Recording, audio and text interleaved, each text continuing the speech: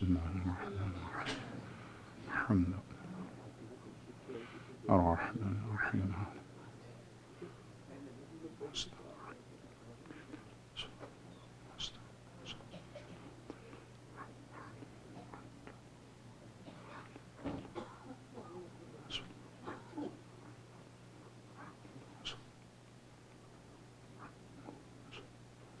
ابھی بھی جگہ خالی ہے، اگر آپ زحمت نہ ہو تو آگے، زحمت ہو تو بھی آگے بڑھیے، چونکہ بعد میں آنے والوں کو بہت زیادہ زحمت ہوتی ہے۔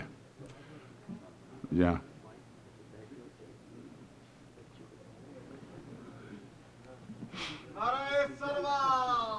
اللہم صلی علی محمد اللہم صلی علی محمد۔ اعوذ باللہ من الشیطان اللعین الرجیم، بسم اللہ الرحمن الرحیم، الحمد للہ اقرارا لنعمته ولا الہ الا اللہ اخلاصا لوحدانیته، الحمد للہ الذی لم يتخذ صاحبة ولا ولدا ولم يكن له شريك في الملك ولم يكن له ولي من الذل وكبره تكبيرا، اللهم صل على محمد وآل محمد، ثم الصلاة والسلام على أشرف الأولين والآخرين خاتم النبيين الذي دنا فتدلى فكان قاب قوسين وأدنى، حبيبنا وحبيب إله رب العالمين أبي القاسم محمد، اللهم صل على محمد وعلى آله الأطيبين الأطهرين الغر الميامين المحجلين الذين أذهب الله عنهم الرجس وطهرهم تطهيرا، اللهم صل على محمد وعلى محمد،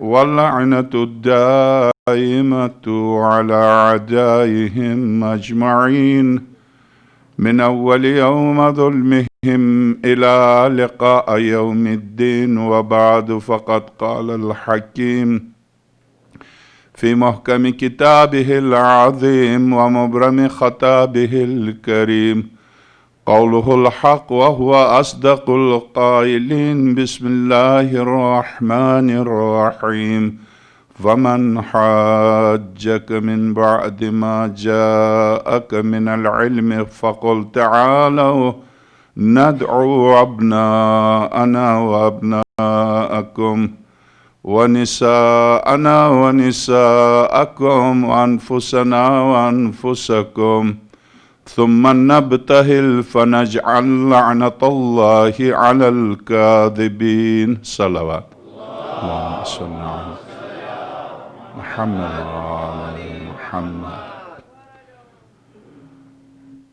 حقائق واضح ہونے کے بعد حقانیت کی دلیل ان کے سامنے واضح ہونے کے باوجود اگر وہ محاججہ کرتے ہیں، اگر وہ حق کو نہیں مانتے ہیں، تو اب آپ فقل، بس آپ کہہ دیجئے، تعالو آ جاؤ، ندعو، بلاتے ہیں ہم، ابناءنا، اپنے بیٹوں کو، ابناءکم، تم اپنے بیٹوں کو، نساءنا، ہم اپنی عورتوں کو، نساءکم، تم اپنی عورتوں کو، انفسنا، ہم اپنے نفوس کو، اپنی جان کو، اپنی روح کو بلاتے ہیں، وَأَنفُسَكُمْ، تم بھی اپنی جانوں کو بلا لو، ثُمَّ نَبْتَهِلْ، پھر بیٹھ کے مباہلہ کرتے ہیں، فَنَجْعَلْ، مباہلے میں کیا کریں گے؟ چونکہ 3 دن بحث ہو چکی ہے، مباحثہ ہو چکا ہے، مناظرہ ہو چکا ہے، دلائل پوری وضاحت کے ساتھ دلائل پر گفتگو ہو چکی ہے، اب کیا کریں گے؟ مباہلہ کریں گے۔ مباہلے میں کیا ہوگا؟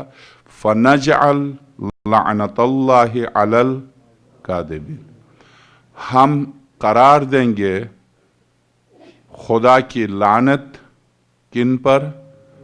جھوٹوں پر۔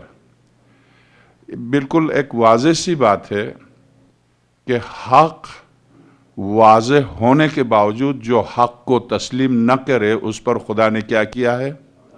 لعنت بھیجی ہے۔ یہ ایک واضح سی بات ہے، جھوٹے پر خدا نے لعنت بھیجی ہے۔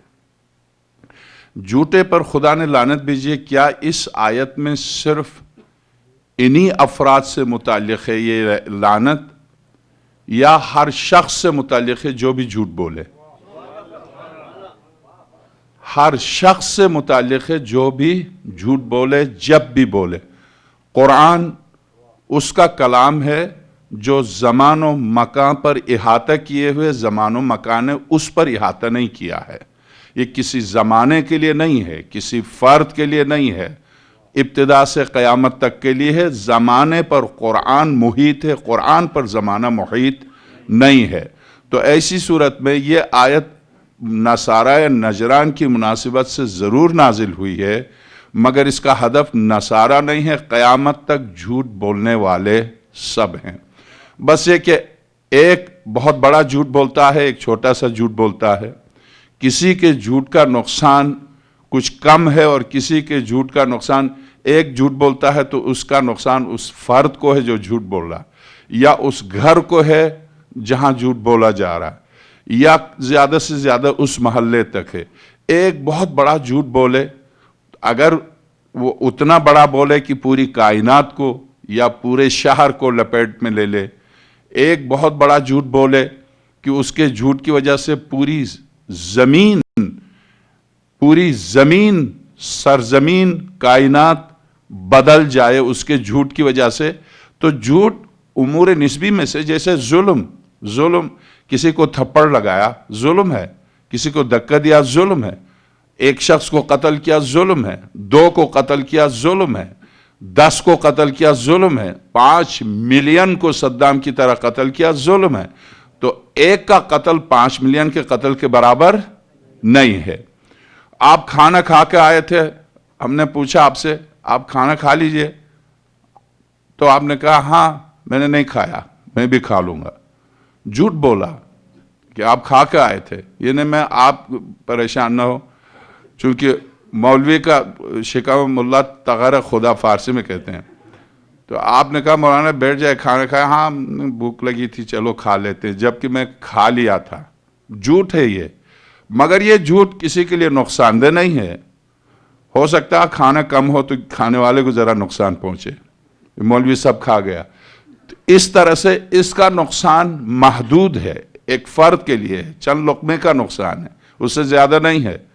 اگر یہ جھوٹ آگے بڑھتا ہے، کسی کی حق تلفی مقام اثبات حق میں گواہی کے لیے بلایا گیا، گواہی دی جھوٹی، تو پورا ایک حق غصب ہوا، یہ بھی جھوٹ ہے، مگر اس ایک لقمے کے جھوٹ میں اور اس حق کے غصب ہونے میں فرق ہے، اور پوری انسانیت کا حق غصب ہوا جھوٹ بولنے کی وجہ سے،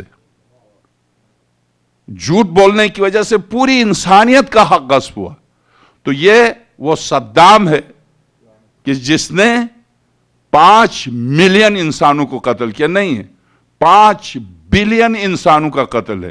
اس سے کہ اگر معصوم کی حکومت ہوتی، یہ فلسطین کی صدائیں نہ آتی، یہ افغانستان نہیں تڑپتا، یہ دنیا نہ تڑپتی۔ معصوم کا حق، اسی لیے امام پنجم فرماتے ہیں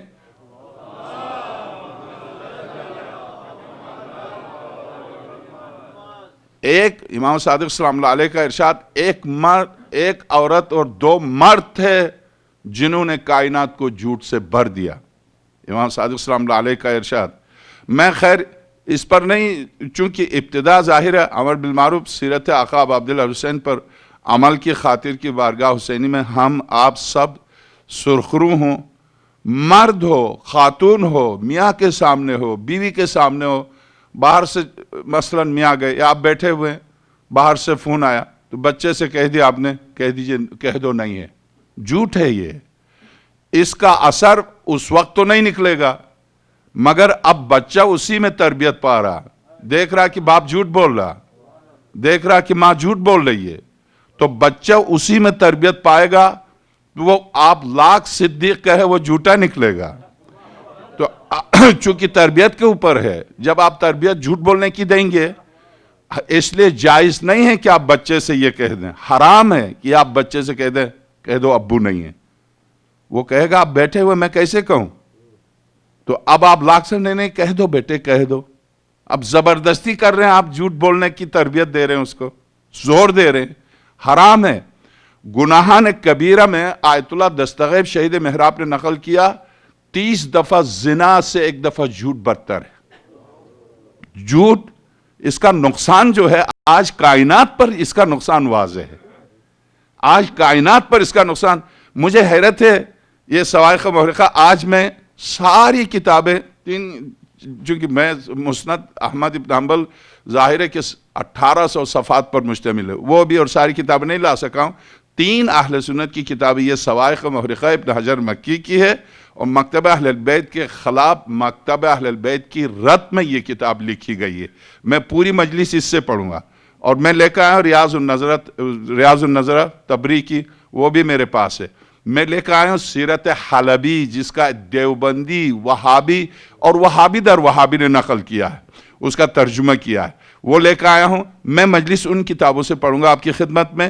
میں عرض کروں کہ جھوٹ جو ہے, چونکہ واقعاً 2 چیزوں سے اگر آپ پرہیز کریں تو آپ کبھی پریشان نہیں ہوں گے کہ آپ کی دعا قبول نہیں ہو رہی ہے. 2 چیزوں سے, صرف 2 چیزوں سے. حرام کھانے سے بچ جائیے اور جھوٹ بولنے سے بچ جائیے, آپ کی دعا رد نہیں ہوگی. دیر ہوتی ہے وہ بھی مصلحت کے تحت. فلسفے ایک دیر میں, چونکہ دعا پر گفتگو نہیں ہے, یہ موضوعات معذرت کے ساتھ رمضان مبارک کے موضوعات ہیں, تزکیہ نفس کے موضوعات ہیں یہ. مگر چونکہ کیوں دیر ہوتی ہے, کیا خدا جس نے 10 دفعہ قرآن کریم میں ارشاد فرمایا ادعونی استجب لکم, پکارو میں تمہاری دعا پوری طرح قبول کروں گا. وَإِذَا سَأَلَكَ عِبَادِي عَنِّي فَإِنِّي قَرِيبٌ أُجِيبُ دَعْوَةَ الدَّاعِ إِذَا دَعَانِ فَلْيَسْتَجِيبُوا لِي وَلْيُؤْمِنُوا بِي. مجھ پر ایمان کامل کے ساتھ میرے حبیب ان سے کہہ دو پکارو. یہ پکارے میں وعدہ خلافی, اَمَّا يُجِيبُ الْمُضْطَرَّ إِذَا دَعَاهُ وَيَكْشِفُ سورہ نمل جو آپ پڑھتے ہیں. کون ہے جو مضطرب کی صدا کو فوراً فریاد کو پہنچے, اس کی فریاد پوری کر دے؟ کون ہے تیرے سوا؟ کیسے ممکن ہے کہ میں رو کے فریاد کروں اور وہ میری فریاد کو نہ پہنچے؟ مگر مسئلہ یہ ہے کہ میں خود اپنے آپ کو نہیں پہنچ رہا ہوں, نہ کہ خدا. خدا ارحم الراحمین ہے, خدا لطیف ہے, خدا کریم ہے, خدا یعنی منتظر ہے کہ میری بارگاہ میں احب العباد الیہ, میرے نزدیک سب سے محبوب ترین بندہ وہ ہے جو مجھ سے بار بار سوال کرے. روایت میں خداوند عالم کا ارشاد, میرا محبوب ترین بندہ وہ ہے, اس لیے کہ بار بار. کیوں؟ آپ جانتے ہیں معصوم بچہ ماں کے سوا کسی کو نہیں جانتا. جب بھی وہ سوال کرے گا بار بار کرے گا, ماں سے کرے گا. کم سے کم بچے کی ماں والی محبت بھی ہو خدا سے, تو پھر ماں سے زیادہ قریب ہے خدا, ماں سے زیادہ رحیم ہے خدا, ماں سے زیادہ قریب بھی, رحیم بھی, قادر بھی. ماں بعض اوقات بچے کی حاجت پر قدرت نہیں رکھتی, مگر کون سی ایسی حاجت ہے جس پر خدا کی قدرت نہ ہو؟ مسئلہ میری حاجت اور خدا کے درمیان میرا نفس حائل ہے. تو یہاں قرآن کریم نے آگے بڑھ کے کہا, قرآن کریم کا ارشاد 2 جملے, صرف 2 جملے. وَأَمَّا مَنْ خَافَ مَقَامَ رَبِّهِ, جو شخص مقام پروردگار سے ڈرے. وَنَهَى النَّفْسَ عَنِ الْهَوَىٰ, اس نفس کو خواہشات سے ذرا روک لے, فَإِنَّ الْجَنَّةَ هِيَ الْمَأْوَىٰ, جنت اس کی جائیگاہ, اس کی جاگیر ہے, اس کی جائیداد ہے. 2 چیزیں. وَنَهَى النَّفْسَ عَنِ الْهَوَىٰ, یہ بظاہر بہت آسان نسخہ ہے, خدا سے ڈرنا اور نفس کو ذرا روکنا, مگر مشکل یہی ہے نفس. اب آپ چونکہ میں اس میں داخل ہونے سے پہلے آپ کی خدمت میں عرض کروں, نفس یہ عجیب ہے. بعض اوقات بقول آیت اللہ حسین طباطبائی کے, بعض اوقات انسان نماز دعاؤں کے ذریعے سمجھتا ہے کہ اب واقعاً اس نے تقویٰ کی کوئی منزل طے کی ہے, مگر یہ نفس امارہ ایک ایسی بیماری ہے کہ یہ چھپا رہتا ہے. مثلا اس کی مثال دی ہے سیر و سلوک میں آیت اللہ محسن طباطبائی تفسیر المیزان کے مصنف جلد قدر نے اس کی مثال دی ہے. بلکہ یہی مثال حضرت امام خمینی رحمۃ اللہ علیہ نے چہل حدیث میں بھی یہی مثال دی ہے. یہی مثال تقریباً شہید مطہری نے بھی یہی مثال دی ہے. نفس یعنی بعض اوقات سمجھتا ہے کہ نہیں بس اب میں بہت حد تک مومن ہو گیا ہوں، میں نے بہت سے گناہ ترک کیے ہیں، اب تو میں جیسے ہی فریاد کروں گا خدا میری فریاد کو سن لے گا. مگر اس وقت اس انسان کی جو اپنا آپ کو کافی حد تک متقی اور پرہیزگار سمجھتا، اس کو اندازہ نہیں ہوتا ہے کہ اس کا دشمن اندر کہاں چھپا ہوا. وہ سمجھ رہا کہ دشمن پر کنٹرول کر لیا ہے، اس کا گلا دبا دیا ہے، اس کو ختم کر دیا ہے، اب میرا نفس صاف ہے. اصل مسئلہ کیا ہے؟ اس وقت روح انسانی کی حالت اس صاف و شفاف پانی کی طرح ہے جو تالاب میں ہے. تالاب میں آپ دیکھتے ہیں کہ صاف ہے، آپ دیکھیں آئینے سے زیادہ صاف ہے آپ کی صورت. کسی نے، ہارون رشید کے ایک وزیر نے بہلول سے آ کے کہا کہ میں شیطان کو دیکھنا چاہتا ہوں. تو کہا تو پانی میں دیکھ لے، اگر آئینہ تیرے گھر میں نہیں تو پانی میں دیکھ لے، تجھے نظر آ جائے گا. تو بہرحال وہ پانی صاف و شفاف ہے آئینے کی طرح، مگر جب آپ ہاتھ ڈالیں گے تہ میں جو گرد بیٹھی ہوئی ہے وہ باہر سے نظر نہیں آتی. اس انسان کی بالکل وہی مثال ہے. بعض اوقات اوپر سے اپنا آپ کو سمجھتا ہے کہ اب پاک ہو گیا ہے، اب صاف ہو گیا ہے، مگر وہ تہ میں بیٹھ گئی ہے، وہ گرد بیٹھ گئی ہے. انبیاء الہی آتے ہیں تو کیا کرتے ہیں؟ یزکیہم، اس کو صاف کرتے ہیں، نور نبوت سے اس کو صاف کرتے ہیں. اگر وہ اس قابل صاف ہونے کی قابل نہیں رہی ابو سفیان و ابو لہب کی طرح، ابو جہل کی طرح، تو پھر وہ صاف نہیں رہتی ہے، جم جاتی ہے، پھر وہ صاف نہیں رہتی ہے. تو اسی کو مہر سے تعبیر کیا ہے خدا نے. خدا کسی پر مہر نہیں لگاتا، ورنہ جبر لازم آئے گا.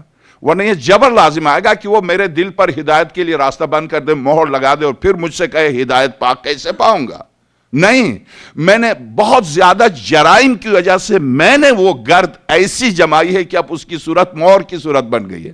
اب اگر مہر لگ جائے، بلیچ بھی ڈالیے تو نہیں جائے گی، کپڑا پھٹ جائے گا مگر مہر جائے گی نہیں. تو ایسی صورت اگر گناہوں کی کثرت جرائم کی وجہ سے میری اگر یہ حالت ہوئی ہے تو مجھے نظر نہیں آتا. اوپر سے میں مجالس سن کر، کتابیں پڑھ کر کافی حد تک میں اپنا آپ کو اوپر صاف سمجھ رہا ہوں، مگر جب پلٹ کے میں اندر دیکھوں گا تو کہاں چھپا ہے وہ میرا دشمن؟ چھپا ہوا ہے اسی گرد کی طرح. تو یہاں پر واقعاً مقدس ترین افراد اس منزل پر، مقدس ترین افراد. آپ سنیوں کی کتابیں اٹھا، شیعوں کی کتابیں اٹھا کے دیکھیے، تاریخ طبری اٹھا کے دیکھیے، حضرت موسیٰ کے مقابلے پر، حضرت موسیٰ کے مقابلے پر وہ عابد آیا جس نے 700 سال عبادت کی. وہ عابد جس کو فرشتے پکا کے لا کے دیتے تھے، جس کا کام صرف عبادت تھا. اسے طبری علامہ مجلسی رضوان اللہ تعالی علیہ نے عین الحیات میں اس واقعے کو نقل کیا امام پنجم سے، اور اسی روایت کو طبری نے نقل کیا، اسی روایت کو خطیب بغداد نے قصص الانبیاء میں، اسی روایت کو سید نعمت اللہ جزائری رضوان اللہ تعالی علیہ نے قصص الانبیاء میں نقل کیا حضرت موسیٰ کے واقعے میں. یہ دعا مانگتا تھا، اوپر سے فرشتے پکا کے کھانا لاتے تھے. اب آپ دیکھیے کہاں تک پہنچ گیا تھا یہ شخص کہ فرشتے پکا کے لائیں اور کھلائیں. یہ مقام تھا. جب حضرت موسیٰ آئے تو فرعون نے اس شخص سے درخواست کی، تو میرے حق میں دعا کر موسیٰ کے خلاف، میں آدھی سلطنت دوں گا. جس نے 700 سال عبادت کی، سلطنت کی خاطر، دولت کی خاطر، شہرت کی خاطر، اس کی 700 سال کی عبادت گئی. جب اس نے حضرت موسیٰ کے خلاف ہاتھ اٹھائے تو قرآن نے کیا کہا؟ مثلہ کمثل الکلب، اس کی مثال سورہ اعراف، کتے کی سی مثال. آپ نے دیکھا کہاں پہنچا تھا اور گر کے کتے تک آ گیا. کہاں پہنچا تھا؟ اے بندے خدا، جس نے 700 سال عبادت کر کے دنیا کی خاطر یہ ہوا اور آپ نقل کر رہے ہیں، تو جن کی کفر و شرک کی گرد جم گئی تھی، لالچی، وہ اگر منحرف ہو جاتے تو آپ پریشان کیوں ہیں؟ مسئلہ تزکیہ نفس کا اس طرح سے ہے کہ کسی زمانے سے محدود نہیں ہے، کسی شخص سے محدود نہیں ہے. ایسا نہیں کہہ سکتے کہ ہاں بنی اسرائیل میں اس طرح کے واقعات ہوتے تھے، مسلمانوں میں نہیں. میں آج نقل کرنے والا تھا مگر کل میں آپ کی خدمت میں عرض کروں گا اس کا پورا مفصل جواب انہی سنی کتابوں سے، کہ جس نے یزید کو جنتی قرار دیا ہے، لعنت اللہ علیہ. اور جس بہرحال اس کے سلسلے میں پوری مسند احمد ابن حنبل جس کو لے کے آتا تھا، اس کے بالکل ابتدا میں اس سے کچھ سوالات کیے گئے، تم ابن سعد کی روایت لوگے؟ تو کہا نہیں لوں گا۔ تم یزید ابن معاویہ ابن ابو سفیان کی روایت لوگے؟ تو احمد ابن حنبل نے کہا نہیں لوں گا۔ تو میں کل اس پر گفتگو کروں گا کیوں نہیں لے رہا، اس نے کیا اس سلسلے میں گفتگو۔ مسند احمد ابن حنبل بالکل ابتدا میں جو اس سے جب یہ لکھ رہا تھا اس سے سوالات کیے گئے کس کس راوی سے روایت لوگے، تو اس نے کہا میں نہیں لوں گا۔ ابن سعد سے کیوں نہیں لوگے؟ صحابی کا بیٹا ہے، خود وہ بھی نمازی تھا۔ یہاں ایک تفصیل ہے، آپ سنتے ہیں ابن سعد سے، عمر ابن سعد سے جب آقا عبداللہ حسین سلام اللہ علیہ نے فرمایا، ابن سعد نے کہا میں جانتا ہوں حسین کے ساتھ جنت ہے، میں جانتا ہوں حسین کے ساتھ حق ہے، میں جانتا ہوں نواسے رسول ہے، میں جانتا ہوں دامن وحی میں تربیت پائی ہے حسین نے، مگر میں کیا کروں؟ جس کے لیے میری زندگی بھر کی خواہش تھی، رئی کی گورنری، وہ مل رہی ہے۔ بندگان خدا نفس ہے، نفس سے جو انسان کو حقیقت پہچانوانے کے باوجود حقیقت سے روکتا ہے۔ چند روزے زندگی، 2 منٹ کی خواہش کی تکمیل کے لیے انسان جنت کی حوروں کو ترک کر دیتا، 2 منٹ 5 منٹ کی خواہش کے لیے۔ یہاں 5 منٹ غلط کاری کرے گا، وہاں ہمیشہ کی نعمت کو چھوڑنے کے لیے۔ کیوں؟ اندھا ہو جاتا ہے، جب نفس اس پر غالب آ جاتی ہے اندھا ہو جاتا ہے۔ اس کی عقل، چونکہ نفس کو اس طرح سے آزادی دی، اب وہ نفس نہ قناعت پر تیار ہے، نہ حقیقت پر تیار ہے، نہ صبر کے لیے تیار ہے، اب وہ لڑنے کے لیے آمادہ ہے، خواہ وہ خاتون ہو یا مرد، اب برداشت نہیں ہے، ذرا سی تکلیف برداشت نہیں ہے، ذرا سے کپڑوں میں کمی آ گئی برداشت نہیں، چونکہ نفس کو اس طرح سے ہم نے ڈھیل دی ہے کہ ہم واقعی جو نفس چاہے وہی گاڑی لے لیں، جو نفس چاہے وہی کوٹھی لے لیں، خواب کچھ بھی ہو، مگر یہ کہ ہمیں اتنی بڑی کوٹھی لینی ہے، اتنا بڑا محل لینا، نفس کو ڈھیل دی۔ ذرا سا اس کو اگر کنٹرول کرتے، اس کو اپنے ہاتھ پر رکھتے، تو پھر آج تو کیا، آج کے بعد کل آنے والی پریشانی بقول ہمارے محترم کے، کہ واقعی اس وقت تو ڈپریشن ہے، اور یہ ڈپریشن حد سے بڑھ جائے گا تو سپریشن ہے، ظاہر ہے۔ اس سے حد سے بڑھنے کے بعد اب دونوں کے درمیان اتفاق نہیں ہے، تحمل نہیں ہے، برداشت نہیں ہے، صبر نہیں ہے۔ نفس اور کربلا صبر کی آخری منزل کا نام ہے، کربلا خواہشات کو پیسنے کا نام ہے، کربلا دنیا کو رگڑ کے ذلیل کرنے کا نام ہے۔ اے دنیا نہیں چاہیے۔ آج میں جمعے کے خطبے میں آقا حسین کا خطبہ پیش کر رہا تھا، سید الشہداء نے جو شب عاشور جو خطبہ دیا، ایک لفظ چونکہ میرے چوتھے امام کے جملے تھے، کہ میں سن رہا تھا کہ بابا کیا جبکہ میں بیمار تھا، شدید بیمار تھا، اصحاب کو جب جمع کیا اور بابا نے جب خطاب کرنا شروع کیا تو میں پہنچا، ہاتھوں سے چل کے پہنچا، باہر حضرت خطاب کر رہے تھے، ایک جملہ آقا امام زین العابدین سلام اللہ علیہ کا نقل کیا ہو۔ حضرت نے باقاعدہ یہ لکھوایا، کس کو؟ ابو حمزہ سمالی کو۔ ابو حمزہ سمالی بالکل کمیل ابن زیاد جیسے امیر المومنین کے لیے ہیں، اسی طرح سے جیسے حبیب ابن مظاہر سید الشہداء کے لیے، اسی طرح سے جیسے ساسا ابن سوحان ہے، اسبق ابن نواتا، کمیل ابن زیاد ہے، مالک اشتر، بالکل اسی طرح سے ہیں آقا زین العابدین کے لیے ابو حمزہ سمالی۔ مؤذن تھے مسجد کوفہ کے، انہیں باقاعدہ بیٹھ کے میرے چوتھے امام نے لکھوایا، یہ خطبے لکھوائے ہیں، لکھا آقا سید الشہداء سلام اللہ علیہ کا خطبہ۔ حضرت نے تمام اصحاب کو بیعت ہٹا کر حضرت نے فرمایا یہ نصف شب ہے، چونکہ رات کے ابتدائی حصے میں ابن سعد سے گفتگو ہوئی، ابن سعد نے کہا، حضرت نے فرمایا میں مدینے میں جائیداد دوں گا۔ کہا فرزند رسول میری یہ جائیداد جلا دی جائے گی، تجھے میں جائیداد دوں گا جو میری جائیداد، اور تجھے یہاں بھی جائیداد دوں گا، وہاں بھی دوں گا، میں تو وہ امیر ہوں جس کے قبضے میں وہاں بھی اور یہاں بھی ہے، تجھے وہاں کی جائیداد بھی دوں گا۔ اس کے بعد اس کے پاس کوئی جواب نہیں تھا، کوئی جواز نہیں تھا، وہ اٹھ کے چلا گیا۔ جب اٹھ کے چلا گیا کہا فرزند رسول نہیں، یہ میں وعدہ کر چکا ہوں، مجھے تہران کی گورنری چاہیے، وہ آپ مجھے نہیں دے سکتے، نہیں، اٹھ کے چلا گیا. جب اٹھ کے چلا گیا اب حضرت نے اصحاب کو بلا کے فرمایا دیکھو اس قوم کو صرف میرے سر کی ضرورت ہے, اگر مجھے یہ شہید کر دیں تو تم میں سے کسی سے کوئی غرض نہیں ہے, حتیٰ میرے اہل بیت سے بھی کوئی غرض نہیں, صرف مجھ سے غرض ہے. میرے اہل بیت کا بھی ایک ایک کا ہاتھ تھام کے اس اندھیری رات کو سواری قرار دو اور نکل جاؤ. حضرت نے یہ جب جملے کہیں تو سب سے پہلے باب الحوائج وہ وقت تھا جب حضرت کو جلال آیا. اٹھے اور فرمایا آپ کو چھوڑ کے ہم چلے جائیں؟ خدا مجھے ایک لمحہ زندہ نہ رکھے کہ میں آپ کو چھوڑ کے چلا جاؤں. پھر حضرت علی اکبر, پھر حضرت قاسم. جب حضرت مسلم بن عقیل کے صاحبزادے اٹھے تو آقا نے فرمایا دیکھو تمہارے بابا کی شہادت کافی ہے, تم چلے جاؤ. تو حضرت مسلم بن عقیل کے دو آپ کے ساتھ تھے, 2 معصوم بچے, 5 بچے کربلا میں تھے. 5 نے اٹھ کے کہا ہمارے بابا شہید ہوئے ہیں تو بابا کی شہادت کی وجہ سے آپ کو یہاں تنہا چھوڑ کے ہم چلے جائیں, ہم غداری کریں آپ سے؟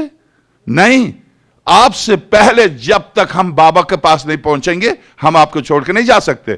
تو حبیب اٹھے, جب اہل البیت کی گفتگو ختم ہوئی حبیب اٹھے, مسلم بن اسجع کانپتے ہوئے ہاتھ, اس وقت تک کانپ رہے تھے مگر صبح عاشور کو بالکل جوان بن کے آئے تھے.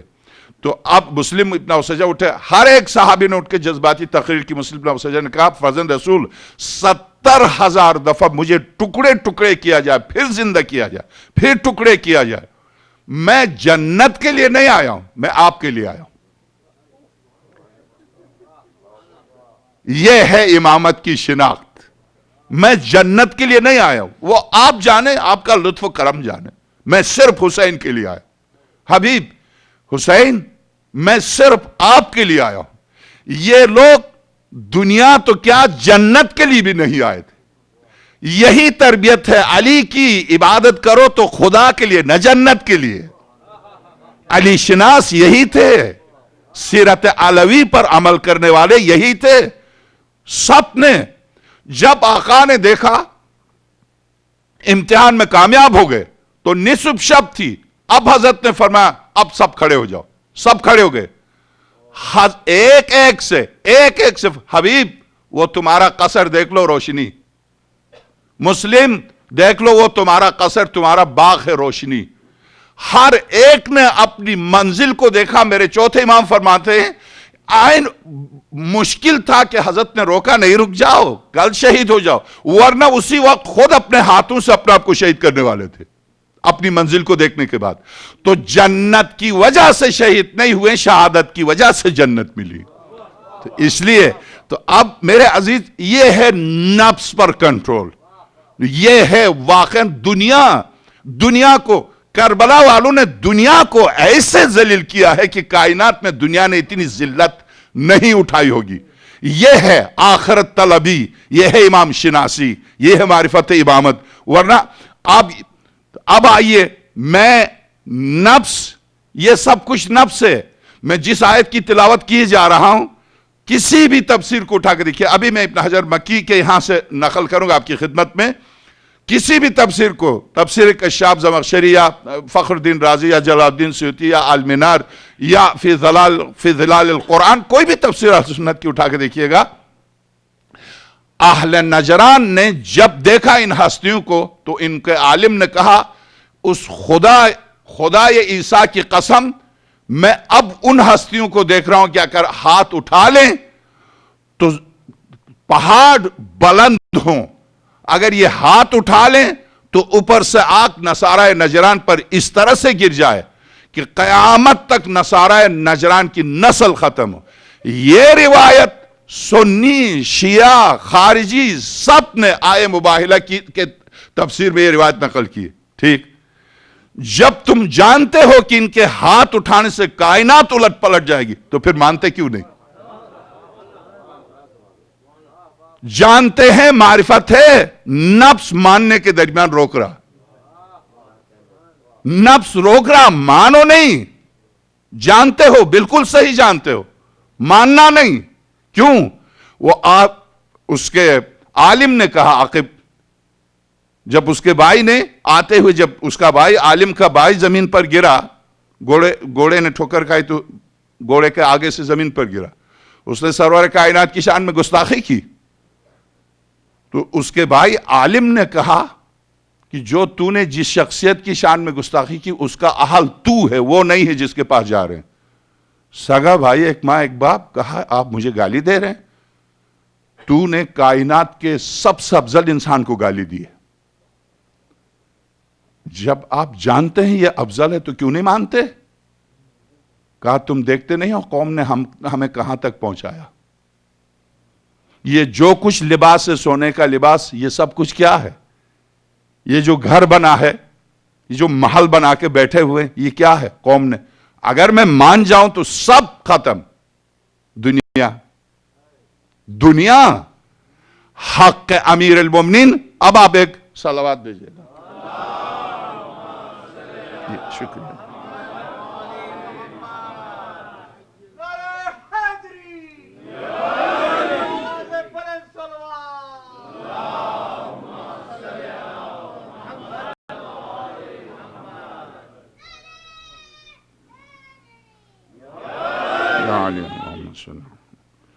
یہ ہے صواعق محرقہ میں آپ کی خدمت میں روایات، پہلے میں روایات کے بجائے آیات کو میں پیش کرتا ہوں، جن آیات کو اہل بیت کی شان میں، انہوں نے مولا کائنات کی شان میں غدیر کا واقعہ بیان کیا ہے، پورا غدیر کا واقعہ دیا ہے، اور غدیر کا باقاعدہ ان لوگوں کی بیعت دی ہے کہ انہوں نے غدیر میں بیعت کی۔ اس واقعے سے پہلی آیت کل جو میں نے آپ کی خدمت میں عرض کیا، وہ ایک سرسری، میں نے کہا امیر المومنین کی شان میں طہارت، عظمت، جلالت، غیرت، عزت اور تقوی، جنت، طہارت، یہ آیتیں ہیں، اور مقابلے میں شراب، جوا، جھوٹ، بت پرستی، لاٹری، یہ آیتیں ہیں، وہ ان کی شان میں اور یہ ان کی شان میں۔ تو یہ کوئی میری لفاظی نہیں تھی جو میں نے الفاظ کہہ دیے اور آپ سمجھے کہ ہاں خطابت کا حصہ ہے، ایسے ہی آپ غور کیجئے گا۔ الفصل الاول فی الآیات الواردۃ فی اہل البیت، پہلی فصل اہل البیت کی فضیلت میں جو قرآن کریم کی جو آیات نازل ہوئی ہے۔ الآیت الاولی، پہلی آیت، انما یرید اللہ لیذھب عنکم الرجس اہل البیت ویطہرکم تطہیرا، پہلی آیت۔ میں صرف آیتیں تلاوت کروں گا، ذرا سا ان کا جو مطبع نظر ہے وہ پیش کروں گا بس۔ یہ آیت نازل ہوئی اہل البیت کی شان میں، تو اب ان کی عبارت ہے، ان کی عبارت ابن حجر مکی صواعق محرقہ صفحہ 220، جہاں جس صفحے کی میں عبارت پڑھ رہا ہوں صفحہ 220، ابن حجر مکی کی کتاب صواعق محرقہ، رد مکتب اہل البیت پر لکھی ہوئی کتاب، آئے تطہیر اہل البیت کی شان میں نازل۔ تو آپ کہیں گے زور ان کا یہ ہے کہ تو اہل البیت میں نازل ہوئی تو کیا ہوا؟ اہل البیت میں بیویاں بھی شامل ہیں، زور اس بات پر ہے۔ مکتب اہل البیت کی تردید میں لکھی ہوئی کتاب، ان کا نظریہ دیکھیے، لکھتے ہیں اکثر المفسرین علی انہا نزلت فی علی و فاطمہ والحسن والحسین۔ اکثر مفسرین، اکثر سے مراد ہم نہیں، مکتب اہل البیت نہیں، اکثر مفسرین کا اس آیت کے سلسلے میں اتفاق ہے اس بات پر، یہ علی، فاطمہ، حسن اور حسین کے بارے میں نازل ہوئی ہے۔ تو اب خود ہی جواب دے رہے ہیں کیا؟ لِتَذْكِيرِ الضَّمِيرِ عَنْكُمْ وَمَا بَعْدَ، اس لیے کہ سورہ احزاب میں شروع سے مؤنث کی ضمیر، فیمیل کی ضمیر، پرونون فیمیل کا ہے، فیمیل کی ضمیر ہے، ضمیر یعنی وہ لفظ جو انسان کے نام کی جگہ پر آ جائے، جیسے وہ، یہ آیا، وہ گیا، یہ اور وہ اردو میں ضمیریں۔ اسی طرح سے عربی میں کاف ہے، ہوا ہے، ہم ہے، ہن ہے، کن ہے، تن، یہ ضمائر کہلاتے ہیں، ضمیریں جو نام کی جگہ پر استعمال ہوتے ہیں۔ تو سورہ واقعہ احزاب میں اس پر تفصیل سے گفتگو کر چکا ہوں، شروع سے ضمیریں جو ہیں وہ مؤنث چلی آ رہی ہیں، اور آیت کہتی ہے، یہاں سے شروع ہوتی ہے، یا نساء النبی، اے پیغمبر کی بیوی، لستن کاحد من النساء، تم دوسری خواتین کی طرح نہیں ہو، ان اتقیتن، اس شرط کے ساتھ کہ اگر تم نے تقوی اختیار کیا تو، اگر تم نے تقوی اختیار کیا تو تم دوسری خواتین کی طرح نہ ہو۔ تو اس کے کیا معنی ہیں؟ اس کے معنی بالکل سورہ روم کی آیت کی طرح ہے یہ اگر اس کو آپ فضیلت میں سمجھیں تو آپ سمجھیں، مگر قرآن کیا کہہ رہا؟ ان اتقیتن، تم دوسری خواتین کی طرح نہیں ہو اگر ان شرطیہ ہے، اگر تم نے تقوی اختیار کیا تو ٹھیک۔ سورہ روم کی آیت اقیم الصلاۃ ولا تکونوا من المشرکین، نماز قائم کرو مشرک نہ بنو۔ اگر نماز قائم نہ کی تو، اگر ان خواتین نے تقوی اختیار نہ کیا تو دوسری خواتین سے بدتر ہیں۔ کیوں بدتر ہے؟ قرآن نے سورہ احزاب کسی آیت نے ارشاد فرمایا کہ تم نے تقوی اختیار کیا اور تم نے نیکی کی، ہم تمہیں دگنا اجر دیں گے۔ تم نے اگر کوئی غلطی کی، دگنی سزا دیں گے۔ تو اب اگر قرآن سے ان کا جرم ثابت ہو تو جہنم میں ایک ہندہ جہاں جہنم جائے گی، ہندہ سے دگنی عذاب میں یہ خاتون جائے گی، دگنی عذاب، اس لیے کہ یہ خانہ ہدایت میں رہ کر اس نے گڑبڑ کی۔ وہ خانہ ابو سفیان میں تھی، وہ تھا ہی گڑبڑ۔ یہ خانہ رسالت میں رہ کر اس نے نوح کی بیوی کیوں مثال دی قرآن کریم نے؟ اس خاتون کی مثال نوح کی بیوی سے کیوں دی سورہ تحریم؟ نوح کی بیوی ہیں، آ گئے ہیں باہر سے پوچھنے کے لیے حضرت نوح کہاں؟ خطیب بغداد قصص الانبیاء سورہ بارکہ تحریم کی آیت کی تفسیر میں حضرت نوح پیغمبر کہاں گئے ہیں؟ کون سے پیغمبر؟ تم بھی پاگل وہ بھی پاگل۔ یہ ہے بیوی پریشان۔ ایک دن پہلے ذرا اسلام سیکھ کے گئے تھے، الف سیکھ کے گئے تھے، دوبارہ سیکھنے آئے تھے۔ یہ کیسا نبی ہے؟ اندر تو یہ حال ہے۔ وہ تو شکر کیجئے جب باہر نکلے تو دیکھا سامنے سے شیر پر سوار ہو کے آ رہے تھے۔ عجیب منزل ہے، ادھر سے شیر پر سوار ہو کے آ رہے نوح، ادھر اندر، یہ عجب ہے۔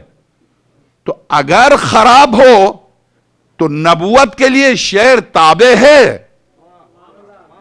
یہ کیوں نہیں تابع ہے؟ یہ اس لیے تابع نہیں ہے کہ اگر شیر کی طرح اطاعت کرے، یہ شیر حیوان ہے، حیوان نبوت کے سامنے نا اف نہیں کر سکتا۔ انہیں اگر جبرن ان کی اطاعت ہو تو ان کا شرف ہی کیا ہے؟ پتھر کی طرح۔ انہیں اختیار دیا گیا، اختیار کی بنیاد پر اگر یہ فرمان برداری کرے تمام انسان، اختیاری فعل پر جزا اور سزا ہے، بے اختیاری فعل پر جزا اور سزا نہیں ہے۔ تو اب آپ غور کیجئے گا، یہ کہتے ہیں کہ یہ آیت صرف علی، فاطمہ، حسن، حسین کی شان میں نازل ہوئی۔ کیوں؟ لِتَذْكِيرِ الضَّمِيرِ عَنْكُمْ، اس لیے کہ آیے تطہیر میں ضمیر مذکر آئی ہے، مذکر ضمیر آئی ہے۔ جب بیویوں سے گفتگو کر رہا تو ساری ضمیریں کننا، تننا، لستن کا حد من النساء، کننا یہاں پر، وہاں مؤنث کی، یہاں بالکل طہارت کی آیت جیسی آئی، ضمیر بدل گئی مذکر۔ تو یہ خود ہی کہتا ہے چونکہ ضمیر مذکر ہے اس بنا پر یہ بیویوں کے بارے میں نہیں ہے۔ یہ ابن حجر مکی۔ آگے چلیے، اب آگے کہتے ہیں آیے مبارکہ مودت۔ آیے مودت کے سلسلے میں یہ کہتے ہیں کہ آیے مودت صرف اہل البیت کی شان میں ہے۔ قُلْ لَا أَسْأَلُكُمْ عَلَيْهِ أَجْرًا إِلَّا الْمَوَدَّةَ فِي الْقُرْبَى۔ جب یہ آیت نازل ہوئی تو پیغمبر خدا سے پوچھا، یا رسول اللہ وہ کون ہیں جن کی محبت، مودت نماز کی طرح، روزے کی طرح، حج کی طرح قرآن نے واجب قرار دیا، وہ کون ہیں؟ تو پیغمبر خدا نے اشارہ کیا، علی، فاطمہ، حسن اور حسین۔ ٹھیک، یہ ابن حجر مکی۔ آگے چلیے، کہتے ہیں جب آئے سورہ احزاب کی درود والی آیت نازل ہوئی، یا ان اللہ و ملائکتہ یصلون علی النبی یا ایھا الذین آمنوا صلوا علیہ وسلموا تسلیما۔ اللہم صل۔ یا رسول اللہ ہم نے درود سلام بیچنا سیکھا، تسلیما یہ آخر میں تاکید جو آئی ہے اس کے کیا معنی؟ تو پیغمبر خدا نے فرمایا لا تصلوا ولا تسلموا علی برا، تم بریدہ درود مجھ پر نہ بھیجو، میں بھی بیزار ہوں، خدا بھی بیزار ہے، ملائکہ بھی بیزار ہے۔ تو پیغمبر خدا سے پوچھا ومل برا، دم بریدہ درود کیا ہے؟ تو سرور کائنات فرماتے دم بریدہ درود وہ ہے جو عادی ہے، مکمل نہیں ہے۔ یا رسول اللہ مکمل کیسے ہوگی؟ فرمایا جب درود بھیجو تو اس طرح سے بھیجو، اللہم صلی علی محمد وعلی آل محمد۔ یہ روایت بخاری بھی نقل کر رہا، جہاں یہ روایت نقل کر رہا ہے وہاں پر کہتا صلی اللہ علیہ وسلم۔ اب بتائیے اس کو کیا کہیں گے آپ؟ اس کو کیا کہیں گے؟ وہی نصارہ نجران والی بات، حق کو جانتے ہوئے انکار کرنا، حق کو نقل کرتے ہوئے، یعنی روایت نقل کر رہا، پیغمبر خدا نے شدت سے ناراضگی کا اظہار کیا کہ مجھ پر اس طرح سے درود نہیں بھیجو، اللہم صلی علی محمد کہہ کر نہیں رکو، مکمل درود بھیجو۔ تو تمام صحابہ نے کہا یا رسول اللہ مکمل درود کیا ہے؟ تو پیغمبر خدا نے فرمایا مکمل درود اس طرح سے، اللہم صلی علی محمد وآل محمد کما صلیت علی ابراہیم وآل ابراہیم وارحم محمد وآل محمد کما رحمت علی ابراہیم وآل ابراہیم وسلم کما سلمت علی ابراہیم وآل ابراہیم، لمبی درود۔ مگر جب سرور کائنات نے فرمایا مختصر ترین درود بھی بھیجو، تو میری آل کو چھوڑ کے اگر تم نے درود بھیجا، تمہارا درود نہ خدا کو قبول ہے، نہ فرشتوں کو قبول ہے، نہ مجھے قبول ہے۔ یہ روایت باب ہے سورہ احزاب کی تفسیر میں، بخاری بھی نقل کر رہا، یہ روایت ابن حجر مکی بھی، یہ روایت فخر الدین رازی بھی، یہ روایت سب نقل کرتے ہیں۔ نقل جب روایت کو نقل کر رہے ہیں، اسی روایت کو نقل کرتے وقت ان فلا ان فلا ان فلا ان عائشہ قالت عائشہ قال رسول اللہ صلی اللہ علیہ وسلم، روایت نقل کر رہے ہیں کہ پیغمبر خدا نے سختی سے منع کیا میری آل کو چھوڑ کے مجھ پر درود نہیں بھیجو، اس روایت کو نقل کرتے ہوئے آل کو چھوڑ رہے ہیں۔ آپ دیکھ لیں، آپ دیکھ لیں۔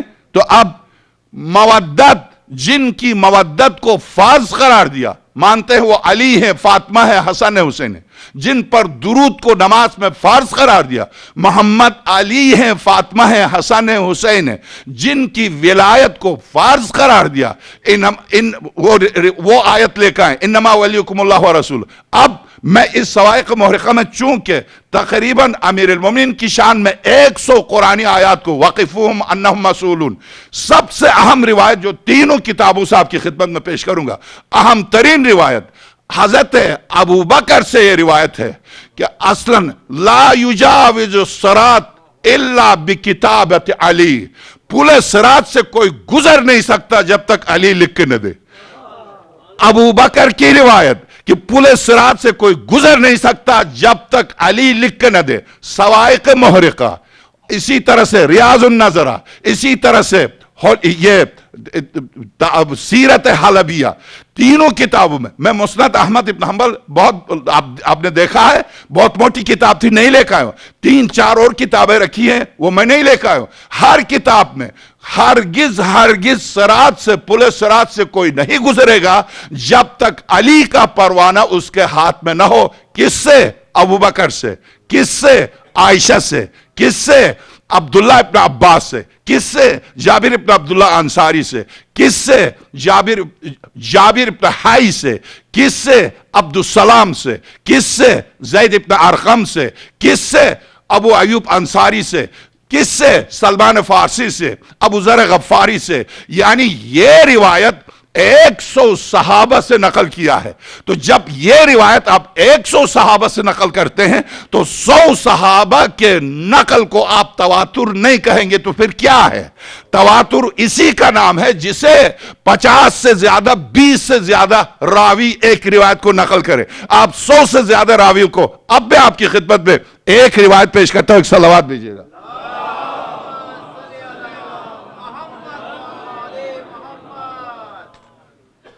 ایک اور صلوات بھیجیں۔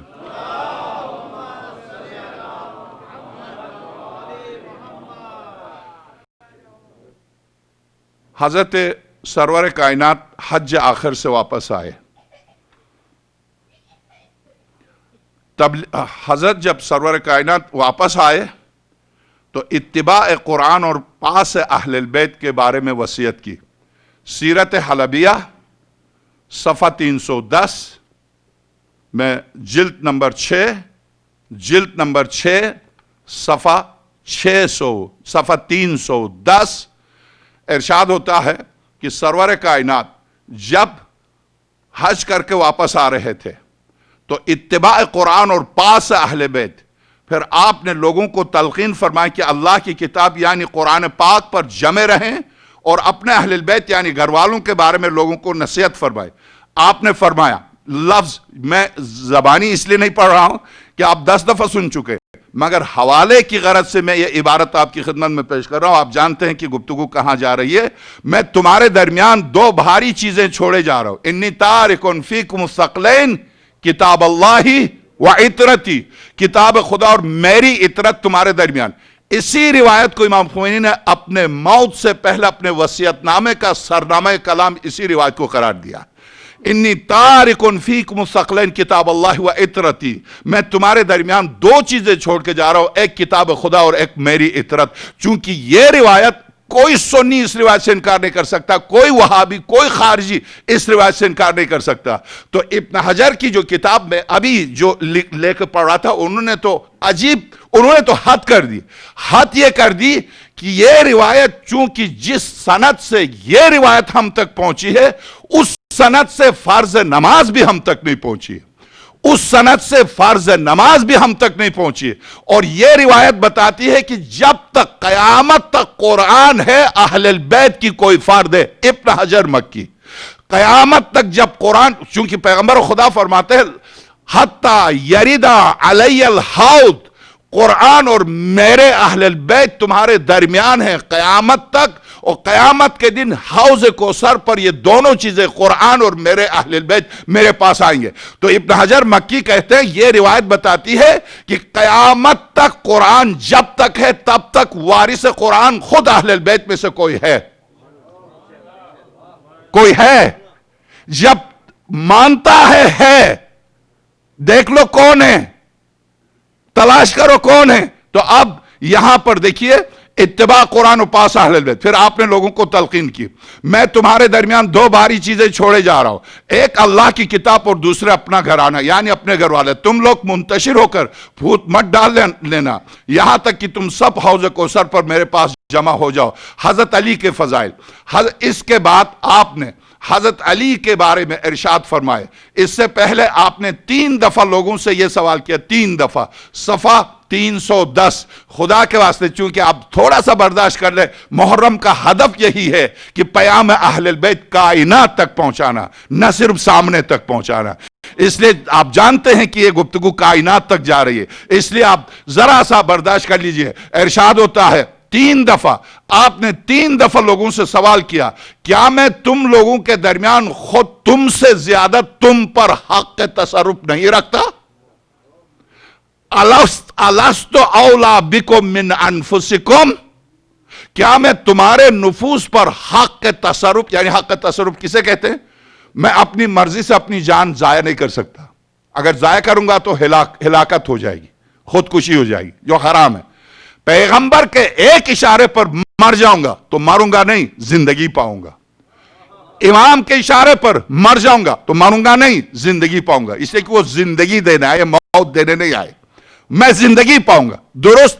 تو اب سرور کائنات کا ارشاد، آپ نے فرمایا میں تم پر اولا بالتصرف ہوں، میں تم پر تمہاری جانوں سے زیادہ تم پر تصرف اور تم پر حکم کا حق رکھتا ہوں۔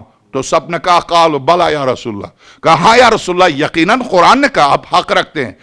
3 دفعہ یہ اقرار لینے کے بعد کہتے ہیں کہ 3 دفعہ جب اقرار لے لیا، اس کے بعد علی کو اپنے پاس بلایا اور دونوں ہاتھوں سے علی کو بلند کر کے کہا جس پر حق کے تصرف رکھتا ہوں یہ علی حق کے تصرف رکھتے ہیں، حق کے تصرف رکھتے ہیں۔ کیا مطلب؟ یعنی جو آیت میں تلاوت کر کے شروع سے چلا آ رہا ہوں، یعنی نفس پیغمبر، کیا مطلب؟ سوائے نبوت کے جتنے حقوق، جتنی عظمتیں، جو عصمت، جو عظمت، جو طہارت، جو مقام، جو بلندی خاتم الانبیاء کے لیے ثابت ہے، وہی نفس نبی کے لیے ثابت ہے، جسے قرآن نے نفس قرار دیا۔ یہ آپ نے لکھا، آپ نے خود اعتراف کیا، روایت کی سند پر آپ کو کوئی اعتراض نہیں۔ آپ کہتے ہیں میں جس کا مولا اور آقا ہوں، علی بھی اس کے مولا اور آقا ہیں، ٹھیک؟ جب علی پیغمبر کی طرح آقا ہیں تو اب علی کی مخالفت کرنے والا، علی کے مقابلے پر آنے والا، وہ کیسا مولا ہے جس کو باندھ کے مسجد لے کے جائے؟ کیسے؟ کیا یہی مولا تسلیم کیا تھا؟ کیا اس بنا پر بیعت کی تھی؟ اب آپ دیکھیے، غدیر کے کہتے ہیں کہ خود ہی لکھتے ہیں، یہ حدیث شیعوں کی اہم ترین دلیل ہے، یہ کتاب یہ خود لکھتے ہیں، کہتے ہیں کہ شیعوں کی اہم ترین دلیل یہ حدیث ہے کہ پیغمبر نے جو کچھ فضیلت پیغمبر کے لیے تھی وہی فضیلت علی کے لیے ثابت کیا. اور یہ روایت جسے آگے چل کے کہتے ہیں کہ اس دن کو شیعہ عید کے طور پر مناتے ہیں اس لیے کہ علی نے بھی اپنے دور حکومت میں کوفے میں تمام مجمع سے کہا تھا، تو 30 اصحاب نے اٹھ کے کہا تھا، اور علی نے یہ شرط لگائی، یہ اس کے جملے کہ جس نے مقام غدیر میں جو دیکھا ہے اور جو سنا ہے وہ اٹھ کے بتائے کہ کیا سنا تھا کیا دیکھا تھا. ہرگز وہ شخص نہ اٹھے جس نے نہ دیکھا ہو نہ وہاں سنا ہو اب کسی سے سن کے اٹھے، نہیں وہ نہ اٹھے جو وہاں موجود تھا. تو 30 بیعت رضوان والے صحابہ نے اٹھ کر کہا، ہمارے اپنے کانوں نے سنا، ہماری آنکھوں نے دیکھا کہ پیغمبر خدا نے توحید کا اقرار لیا، رسالت کا اقرار لیا، قیامت کا اقرار لیا. سب سے اقرار کرانے کے بعد دست رسالت پر علی کو بلند کیا، بلند کر کے فرمایا کہ خدا کی وحدانیت، رسول کی رسالت، قیامت کی گواہی دینے والے یہ علی اسی طرح سے تمہارے مولا ہیں جیسے میرے مولا خدا اور میں تمہارا مولا، میرے بعد یہ علی تمہارے مولا ہیں. تو اب ایک بات، جب پیغمبر خدا یہ فرما چکے تو اب سوائق محرقہ میں اور سیرت حلبی میں، اور خاص طور سے یہ روایت اس میں تبری کی ریاض النظرہ میں، ایک شخص نے سرور کائنات کی وفات کے بعد حضرت ابوبکر سے کہا یا خلیفۃ اللہ، تو حضرت ابوبکر ریاض النظرہ، حضرت ابوبکر نے منع کیا، خبردار دوبارہ نہیں کہنا میں خلیفۃ اللہ نہیں ہوں. تو اس نے کہا پھر آپ کیا ہیں؟ ہاں تم یہ کہہ سکتے ہو خلیفۃ الرسول، میں خلیفۃ اللہ نہیں ہوں. تو جب تو خلیفۃ اللہ نہیں ہے، جو رسول کا خلیفہ ہوگا وہ تو خلیفۃ اللہ ہے. جب تو خود اعتراف کرتا ہے اور یہ سب لکھتے وہ خلیفۃ اللہ نہیں تھے خلیفۃ الرسول تھے، تو یہ تقسیم تم نے کہاں سے کی؟ اس لیے تقسیم کی چونکہ قرآن میں ایک آیت بھی فضیلت میں نہیں ہے، تو خلیفۃ اللہ کہاں سے ہوں گے؟ جو آیتیں اتر رہی وہ کہہ رہی شراب مت پیو، جوا چھوڑ دو، بت پرستی چھوڑ دو.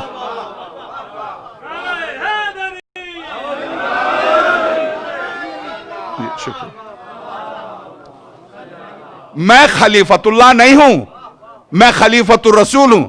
تو اب اس روایت کے بعد ریاض النظرہ نے بھی، انہوں نے بھی، سیرت حلبیہ نے بھی اور ابن حجر مکی نے بھی اس روایت کو نقل کرنے کے بعد کہتے ہیں ہاں چونکہ خلیفۃ الرسول اور خلیفۃ اللہ میں فرق ہے، خدا نے ان کو تعین تھوڑی کیا تھا. تو یاد رکھیے پیغمبر کے بارے میں قرآن کی صرف ایک آیت نہیں 10 آیتیں سورہ حشر کی آیت ما آتاکم الرسول فخذوہ وما نہاکم عنہ فانتہوا، جو رسول تمہیں دے وہ میرا دیا ہوا ہے لو، اور جس سے تمہیں رسول روکے رک جاؤ وہیں پر رک جاؤ. وما ینطق عن الہوی ان ہوا الا وحی یوحی، وہ سورہ حشر کی، یہ سورہ مبارکہ نجم کی. جو رسول زبان سے لفظ نکالتے ہیں وہ اپنی طرف سے گفتگو نہیں کرتے جب تک میں وحی نازل نہ کروں. تو رسول کی گفتگو وحی سورہ نجم، رسول کا دینا وحی سورہ حشر. تو رسول اگر کسی کو بلند کرتے ہیں تو خدا نے معین کر دیا اب خدا کے مقابلے پر آنے والا. اسی لیے غدیر کی آیے مبارکہ غدیر کے سلسلے میں الیوم اکملت لکم دینکم واتممت علیکم نعمتی ورضیت لکم الاسلام دینا. اس کے بعد آیت جو نازل ہوئی الیوم یئس الذین کفروا، آج کافر مایوس ہوئے. وہاں تو خالص مسلمانوں کا مجمع تھا، کافر کہاں سے تھے جو مایوس ہوئے؟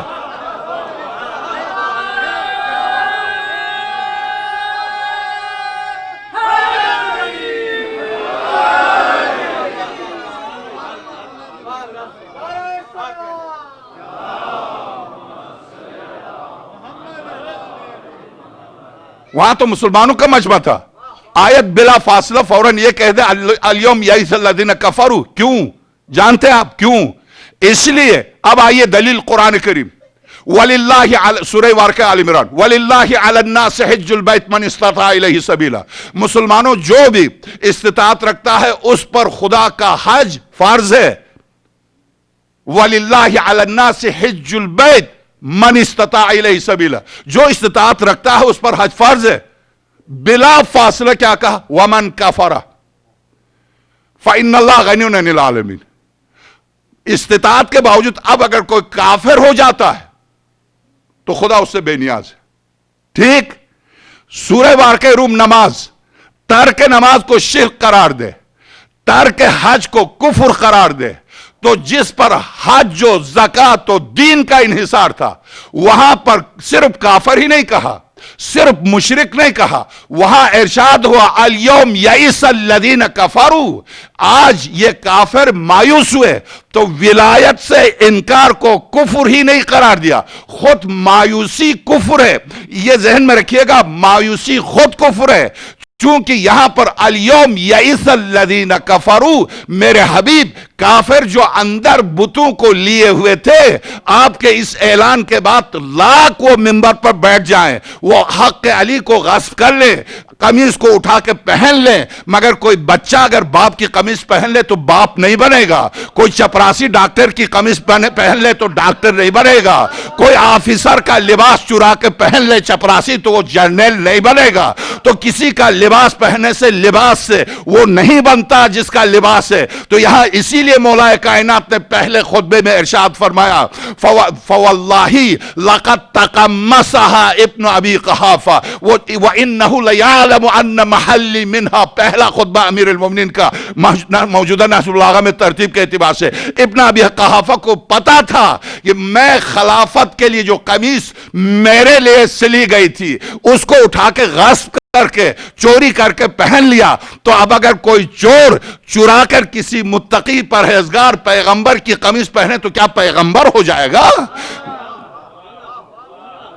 کیوں مولا کائنات نے قمیص سے تشبیہ دی؟ لقد تقمصها ابن ابی قحافہ. نحس البلاغہ اس میں تو آپ تردید نہیں کر سکتے، اس میں تو آپ کچھ. قرآن الیوم یئس الذین کفروا، پروردگار جہاں ولایت کا اعلان ہوا وہاں تو کوئی کافر تھا نہیں، تو آواز آئے گی بیوقوف جس پر حج فرض تھا اس نے کفر کیا تو کیا کافر تھا؟ ترک حج سے کافر ہوا. اسی طرح سے ترک ولایت سے وہ کافر ہوئے.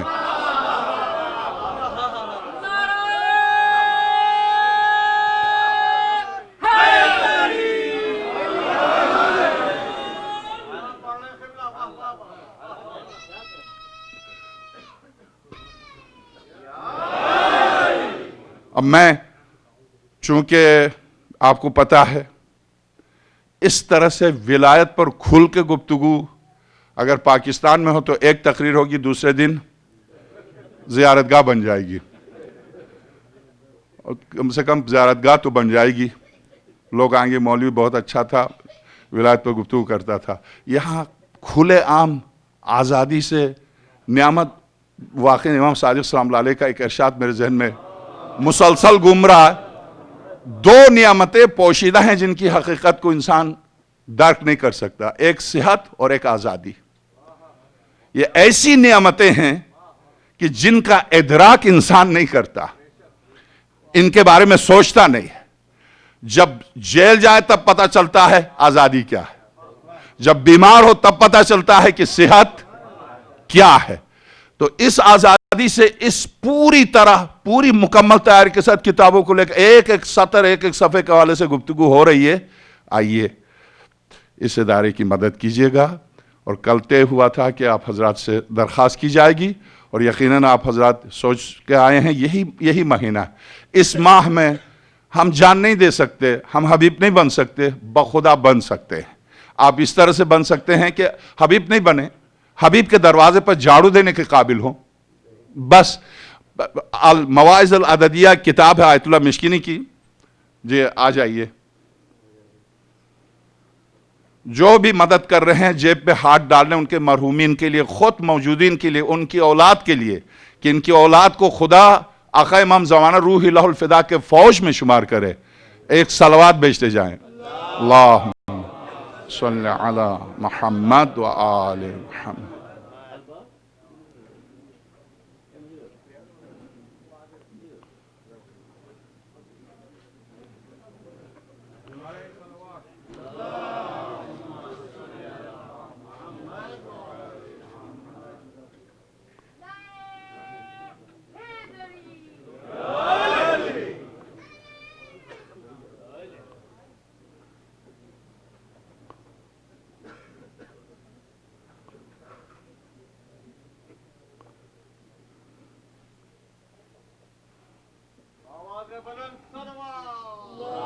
اللہم صلی علی محمد و آل محمد.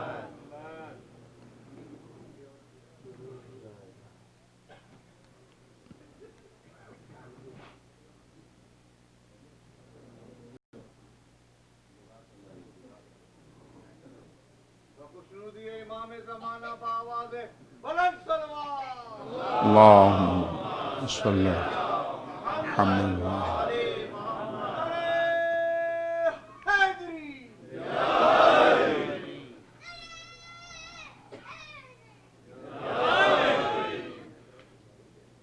امام چہارم کا، امام پنجم کا، امام ششم کا تا امام یازدہم تک سارے ائمہ کی ایک دعا ہے مومنین کے لیے.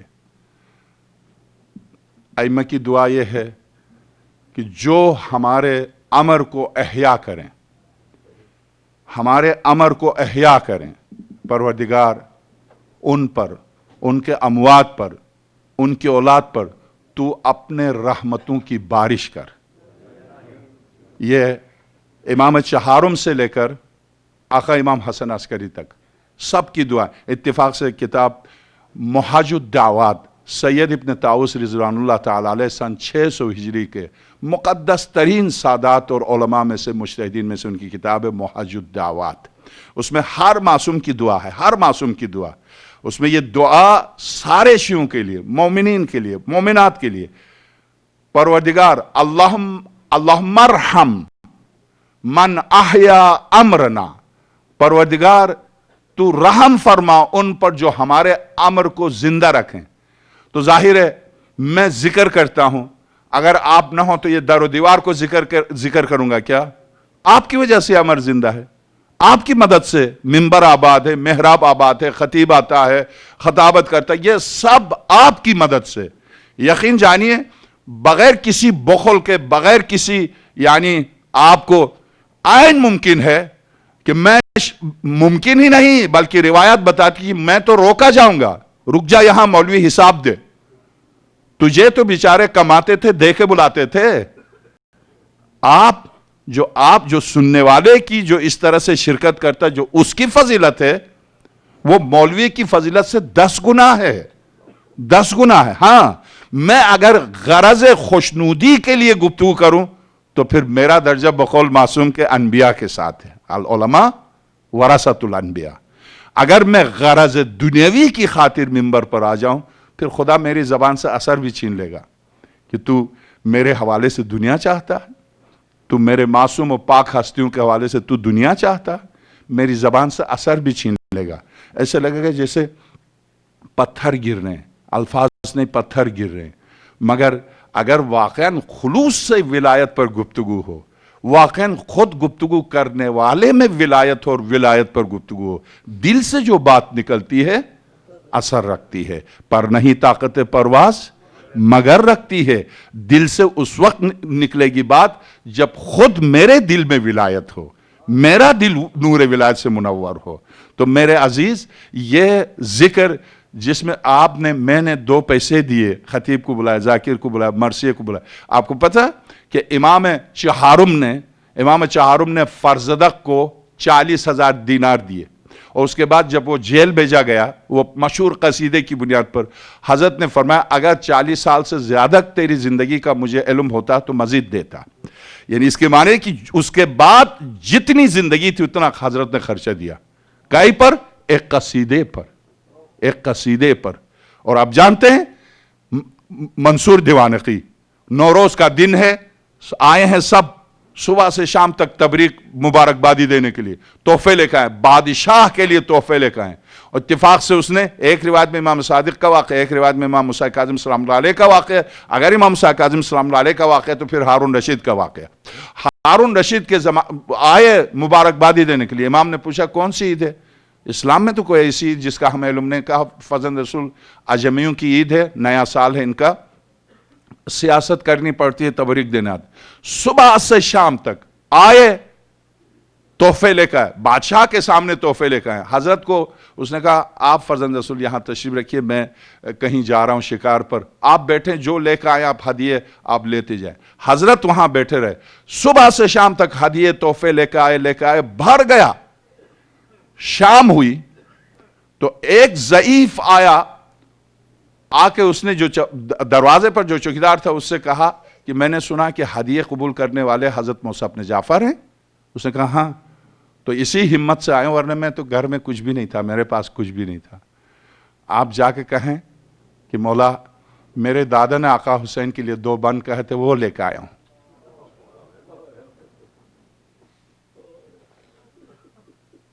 اگر آپ قبول فرمائیں تو حضرت نے اس کو بھیجا، کہا جلدی کرو اس کو بلا لو، مجھے قبول ہے، بلا لو. وہ آیا، اس نے 2 بند اپنے جد کے کہے. پہلا بند یہ تھا، اے جبریل کو رلانے والے حسین، اے فرشتوں کو رلانے والے حسین، میں کیوں نہیں ہوا؟ میں پہلے جی بھر کے روتا، اور زندگی بھر اگر روؤں تو بھی حسین تیرا حق میں ادا نہیں کر سکتا. یہ 2 بند اس نے دیے. آقا امام موسیٰ کاظم اٹھے، بند کو پڑھا، دست امامت کو بلند کیا.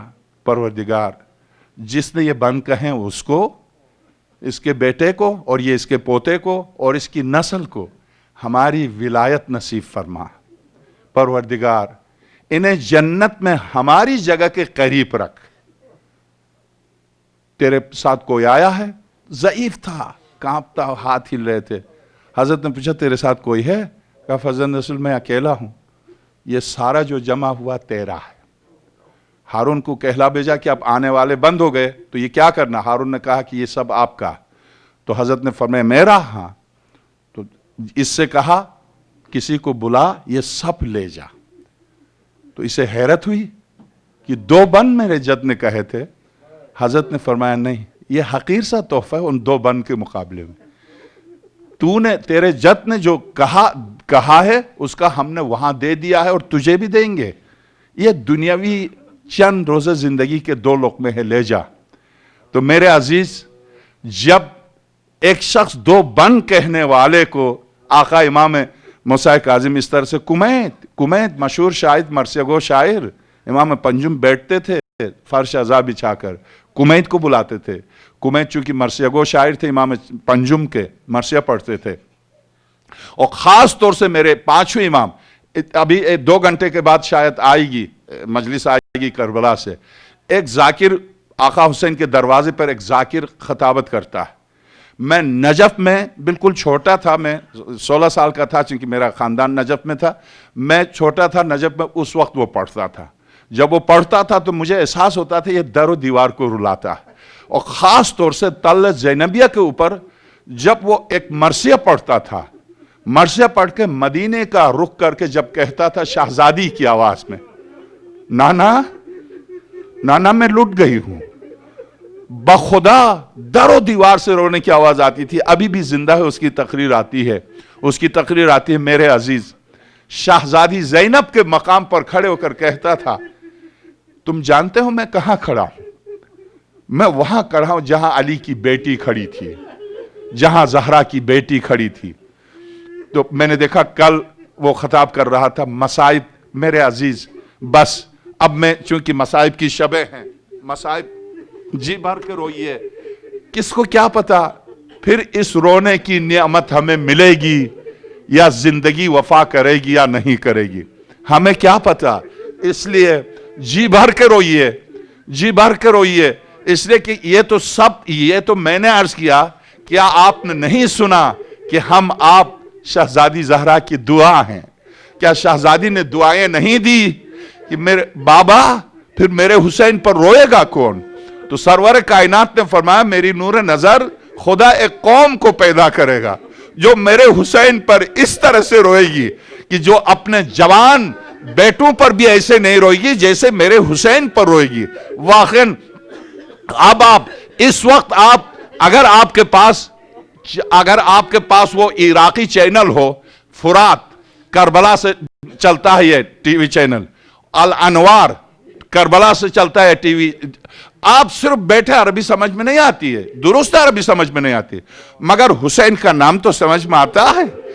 मगर अगर 80 साल की ज़ईफुल उम्र खातून अब अगर बसरे से निकली है या हुसैन कहती हुई, न उसे रात का एहसास है न उसे दिन का एहसास है। ज़ईफुल उम्र 80 साल की खातून बसरे से निकली हैं, अब निस्फ रास्ते में आके पैर जवाब दे चुके हैं, हाथों से चल रही है, या हुसैन कहकर हाथों से चल रही है। मेरे अजीज अब वो दिन आ गए हैं, अब वो दिन आ गए हैं, बस यही शबें, बस दो हस्तियां जिनकी नस्ल करबला में खुदा के दीन के काम आई और आइंदा उनकी नस्ल नहीं रही, एक हजरत मुस्लिम है और एक शहजादी ज़ैनब है। आज जानते हैं आप कि शहजादी ज़ैनब के सामने ताज़ियत पेश करना है। मेरे अजीज, मेरी माओ बहनों, शहजादी ज़ैनब की बारगाह में है आप। शहजादी ज़ैनब आपको देख रही हैं कि मेरे लाल पर आंसू बहाने वाले कौन हैं, इसलिए कि खुद शहजादी भी जी भर के नहीं रो सकी थी, इसलिए कि हुसैन को छोड़ के कहां बच्चों पर रोती शहजादी, सारी फिक्र हुसैन के ऊपर थी, बच्चे। और फिर यह कि औन और मोहम्मद मैदान करबला से दूर जाके गिरे थे। रिवायत तो यह है कि जिनाजों पर भी शहजादी नहीं पहुंच सकी थी, इसलिए कि करबला से आप जब जाएंगे जियारत पर, जब बगदाद से आप जाएंगे तो जैसे ही नहर फुरात, मुसैयब एक छोटा सा शहर है, उसको जब आप क्रॉस करेंगे तो उस मुसैयब के इस तरफ बगदाद की तरफ दो हजरत मुस्लिम नाकील के यतीमों के रोजे हैं, और उस जिसर को, उस पुल को क्रॉस करेंगे तो पुल को उबूर करते ही बिल्कुल पुल के साथ शहजादी ज़ैनब के दोनों लाल के रोजे हैं। बस दो जुमले, जब शब थी, आशूर की शब थी, शोहदा को हर माँ, हर शहीद की माँ तरबियत दे रही थी। हजरत उम्म लैला हजरत अली अकबर को सामने बिठाकर हाथ में चिराग लेके चेहरे को देख रही थी। इसी तरह से औन मोहम्मद को शहजादी ज़ैनब सामने बिठाकर, अलबत्ता शहजादी के बारे में मुझे खयानत नहीं करनी है, मुझे दो आंसुओं की खातिर मुझे शहजादी के लिए, शहजादी की अजमत को मुझे नीचे नहीं लाना, जिन्हें खुदा ने आसमानों बुलंदी अता की है। शहजादी ने अलबत्ता ये नहीं फरमाया किसी मंजिल पर मेरे लाल तुम कल तो नहीं होगे, नहीं, शहजादी मुसलसल ये तरबियत दे रही हैं, मेरे नूर नजर तुम अली के नवासे जाफर तैयार के पोते हो, कल तुम्हें मैदान में अली और जाफर तैयार की शुजात दिखानी है मेरे लाल। तो ये रिवायत में है, औन या मोहम्मद में से एक ने कहा, वालिद गिरामी क्या हमें परचम मिलेगा? तो शहजादी ने कहा, मेरे लाल चाचा अब्बास के होते हुए तुम्हें यह नहीं कहना, तुम कभी अलम की बात नहीं करना, इसलिए कि अलम का हक जिसका था उसके हाथ में है, तुम सिपाही हो। तो जब शहजादी ने समझाया, अब फजर से पहले बाबुल हवाइश ने जवाना ने बनु हाशिम को जमा किया, जवाना ने बनु हाशिम को जमा करके आखिरी तरबियत दी तलवार चलाने की। जब तलवार चलाने की आखिरी तरबियत दे रहे थे तो बाबुल हवाज, चूंकि बाबुल हवाज तलवार चला रहे हैं, सामने औन मोहम्मद है, कासिम है, अली अकबर हैं, तलवार चला रहे, तलवार चलाते चलाते औन ने रोका, हर तलवार को रद्द कर दिया। एक वक्त ऐसा आया कि आका अबुल फजल अब्बास की तलवार बिल्कुल कमर के सामने आ गई, तो उस वक्त खुद आका तड़प उठे, उस वक्त औन नहीं रोक सके तो हजरत खुद तड़प उठे। तो उस वक्त था कि शहजादी ने आवाज दी, मेरे लाल क्या तुम उस वक्त अपने आप को नहीं रोक सकोगे?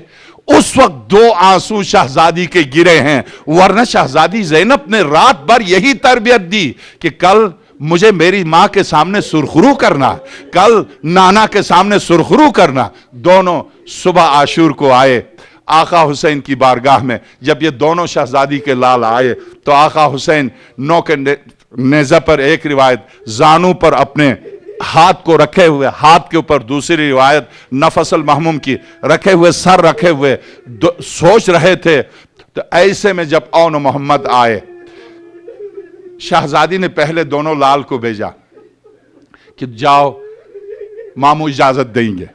जब आए दोनों शहजादे तो आका, रिवायत नफसल महमूद शेख अब्बास खुमी, 2 दफा आका हुसैन उठे और फिर बैठे। मेरे लाल, क्या तुम मुझसे मरने की इजाजत लेने आए हो? क्या हुसैन तुम्हें मरने की इजाजत देगा? तो आका औन और मोहम्मद दोनों, औन मोहम्मद दोनों कदमों पर गिरे। मामू जान, आप इजाजत दें मामू। तो अब आका अब अब्दुल्लाह अल हुसैन ने फरमाया, मेरे लाल, इस काफिले को मेरे बाद कौन मदीना लेके जाएगा? जैसे ही यह जुमला सुना तो अब औन ने खड़े होकर हाथ जोड़ के कहा, मामू अगर आप चाहे तो आप जाकर, मैं अपनी मां को लेकर आऊंगा, मैं अपनी मां को लेकर आऊंगा।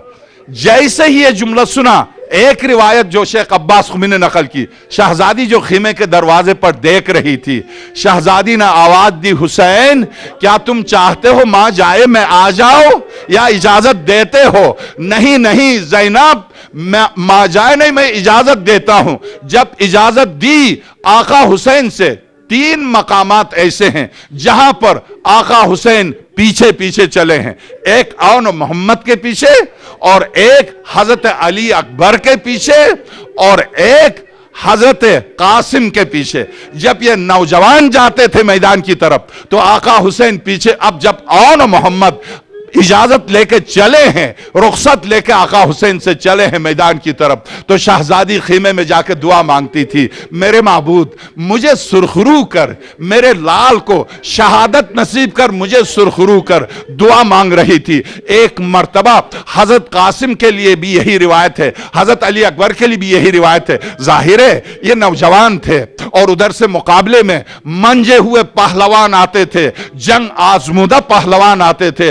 आका औनो मोहम्मद के मुकाबले पर 2 शामी पहलवान आए। जब 2 शामी पहलवान आए तो अब आका हुसैन ने खीमे के दरवाजे पर जाकर फरमाया, मेरी मां जाए ज़ैनब, मैंने भी सुना है, आपने भी सुना होगा नाना से कि मां की दुआ फौरन कबूल होती है, खीमे के अंदर चली जाइए, अब अपने लाल के लिए दुआ कीजिए, मैं भी दुआ मांगता हूं। हुसैन ने हाथ बुलंद किए, मफाती में ये शहजादी के नाम से ये दुआ है, शहजादी ज़ैनब की जबान से ये दुआ है, और ये दुआ उस मकसद के लिए है कि अगर किसी का लाल मुसाफिरत पर जाए और न पलटे तो ये दुआ पढ़ने की है। ये दुआ शहजादी की दुआ है।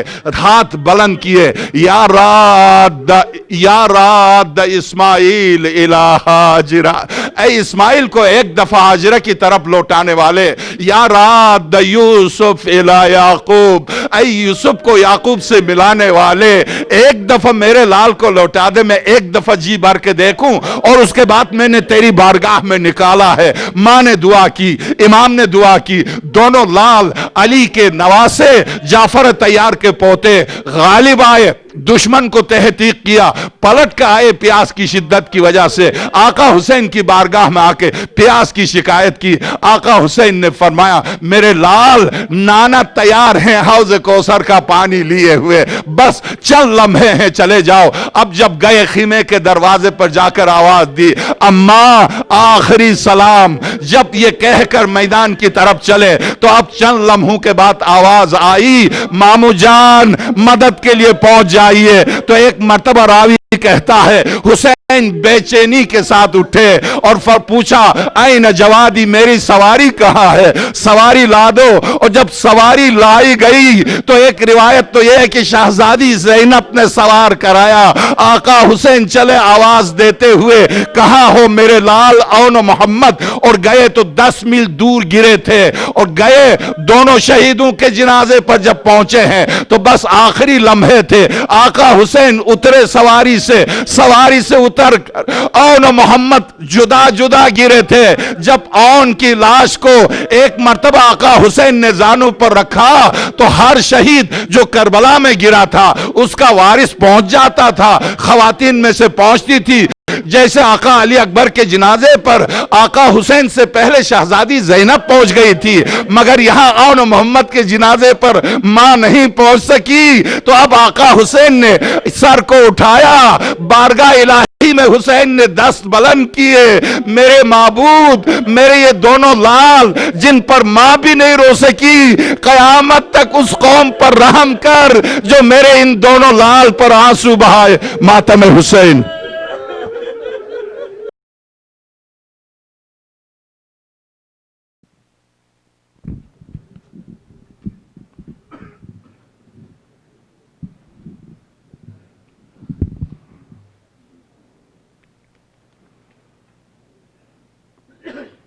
فاتحہ بسم اللہ الرحمن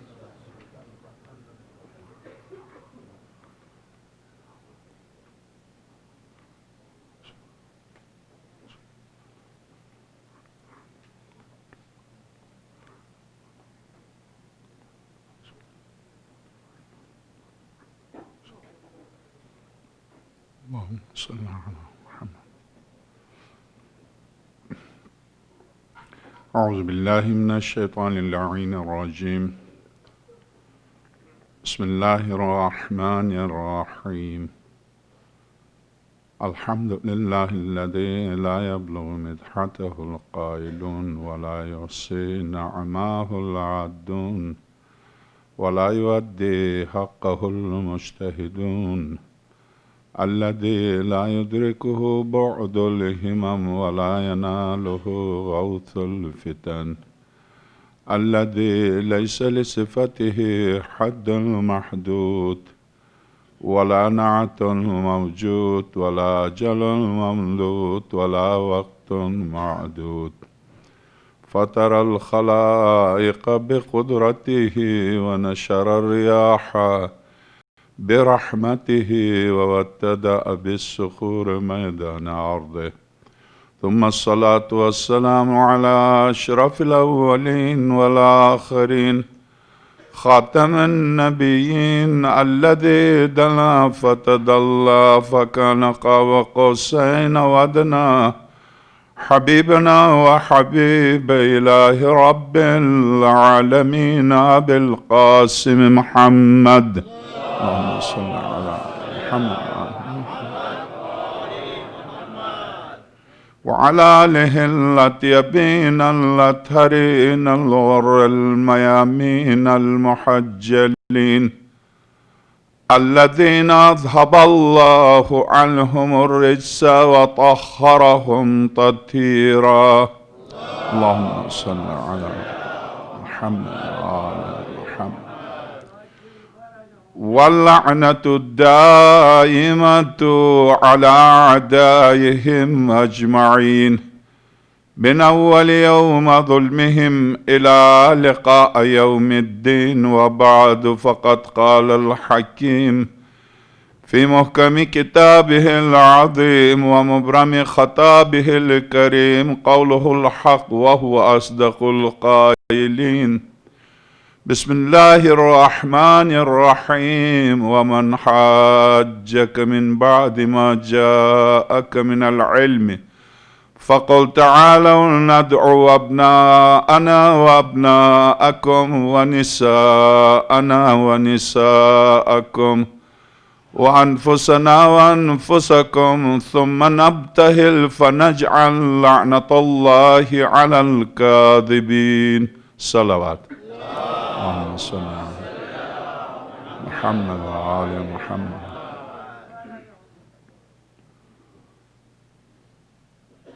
اس آئے وافل ہدایت پر یہ غالباً آج 7ویں مجلس ہے۔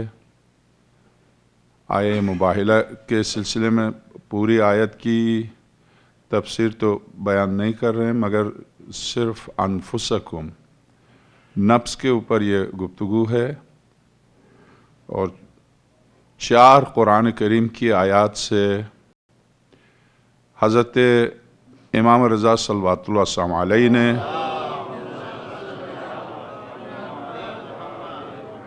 اور اسی طرح سے امام محتقی امام علی النقی امام حسن عسکری سلام اللہ علیہم نے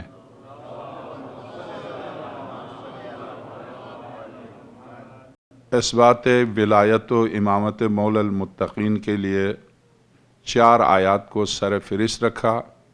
ویسے تو 500 آیات مولا کائنات کے بارے میں براہ راست مولا کائنات کے سلسلے میں قرآن کریم میں، مگر 4 آیات کو سر فہرست رکھا۔ ان میں سے سب سے پہلی آیت یہی آیت ہے کہ قرآن کریم مولا الموحدین کو نفس رسول قرار دے رہا، خدا پیغمبر اکرم کا نفس قرار دے رہا ہے امیر المومنین کو۔